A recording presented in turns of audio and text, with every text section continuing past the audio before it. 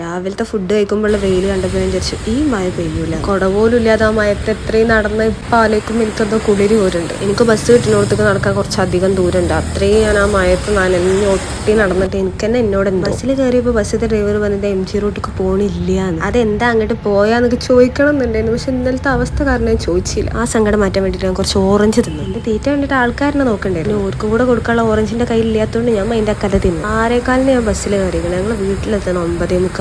കാരണം ഞങ്ങൾ വരുന്ന വഴിയിൽ കംപ്ലീറ്റ് എല്ലായിടത്തും മരം വീഴ.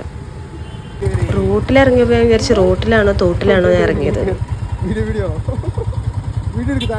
ഇത് ഞാൻ എടുത്ത വീഡിയോസ് അല്ലേ, ഇത് കാക്കെടുത്ത വീഡിയോസാണ്. അപ്പോൾ ഈ വോയിസ് ഓവർ എടുത്തുകൊണ്ടിരിക്കുമ്പോൾ എൻ്റെ തല നല്ല വേദനിക്കുന്നുണ്ട്. കാരണം ഇന്നലെ ഞാൻ അത്രയും നനഞ്ഞിട്ട് അതിൻ്റെ മേലെ കൂടെ ഹെൽമെറ്റ് അത്ര സമയം ബ്ലോക്കിൽ വെച്ചിട്ട് തല ഇല്ലാതായി. ഞാൻ ബാംഗ്ലൂർ വന്നതിന് ശേഷം ഫസ്റ്റ് ടൈം ആട്ടോ ഐശ്വര്യനൊക്കെ കാണുന്നത്.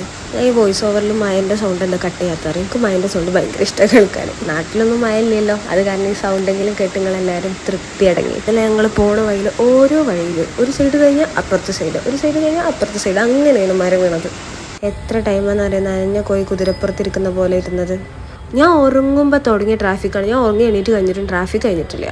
പിന്നെ ഞാൻ വേറെ ഒന്നും നോക്കില്ല, അങ്ങോട്ട് ഇറങ്ങി നടന്ന്. പിന്നെ നടന്നപ്പോഴാണ് തോന്നി നടക്കേണ്ടില്ലായിരുന്നു. റോഡാണെങ്കിൽ ഒരു സൈഡ് റോഡും ഒരു സൈഡ് കാടും വയ്ക്കും. അല്ലെങ്കിൽ ബാംഗ്ലൂർ ട്രാഫിക്കാണ്. മഴ പെയ്തപ്പോൾ ഒന്നും കൂടിയും ട്രാഫിക്കായി. ഇത് മറ്റേ പച്ചപ്പരവതാനി കൂടെ നടക്കണ പോലെ നിങ്ങൾക്ക് തോന്നും, പക്ഷെ അത് പച്ചപ്പരവതാനി ഒന്നുമില്ല, ഇലയാണ്.